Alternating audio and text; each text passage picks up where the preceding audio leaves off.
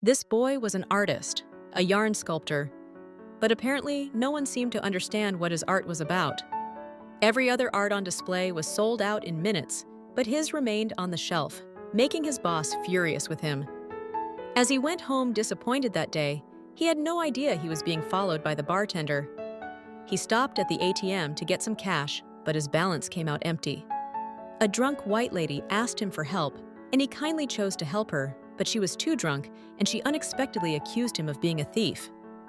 His stalker comes forward at this point and helps him out of the sticky situation, invites him to a bar for a drink, then take him to a secret hideout. There he meets a group of magical black people whose job is to soothe the discomfort of white people. The boy is offered an opportunity to join the group, but he refuses. He gets a chance to see what the society deals with, unexpectedly finding out he truly has magical abilities. With that, he agrees to join the group. The next morning, he is summoned to the secret base. He goes to grab a coffee on his way and ends up bumping into a young lady. The pleasant conversation between the two is cut short when he has to hurry off to the society. He meets his first client, a young, ambitious man who would, from that moment, be his co-worker. His duty is simple: to find out what has made his client unhappy recently. The boy unexpectedly meets his coffee girl at work. The two finally share names and get acquainted. The boy finds out his client seems to have a work history with his new crush. As time goes on, his relationship with his coffee girl gets deeper whilst he's trying to balance the emotions of his client.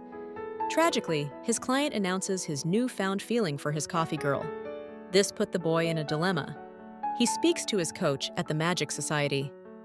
His coach advised him to let go of his feelings and bring the coffee girl and his client together. Despite being disheartened, he heeds to the warning and becomes the middleman for the coffee girl and his clients. Refusing to help his client in his romantic pursuit would mean putting the magic powers for the society members in jeopardy. But he cannot also ignore the growing feeling he has for the coffee girl.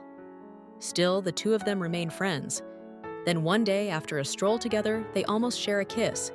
He then suddenly gets pulled back to the society. The president of the society informs of a defaulter. The boy feels guilty, but it turns out he wasn't the one that broke the rule. Seeing what happens when someone breaks the rule, he makes up his mind to cut off his relationship with the coffee girl, so the next day, he gives her a cold shoulder, making the girl feel bad. She later confronts him about the unfinished kiss.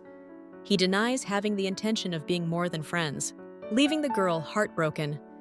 But he goes home and can't sleep at night. The next morning, he changes his mind and decides to go for the girl. He rushes to the office only to get held up by his client for a presentation. The presentation ends up in an argument between him and his clients. Alas, at that moment, he makes up his mind. He walks up to the coffee girl, telling her how he feels. He teleports them away from the office, only to get summoned back to the society base. This time, the society knows he is the defaulter. The boy is given a banishment from the society. Nevertheless, he is happy. He meets up with the coffee girl after that. He informs her of the secret magic society, but he isn't the only one with secrets. It turns out his girlfriend was also part of a secret society too.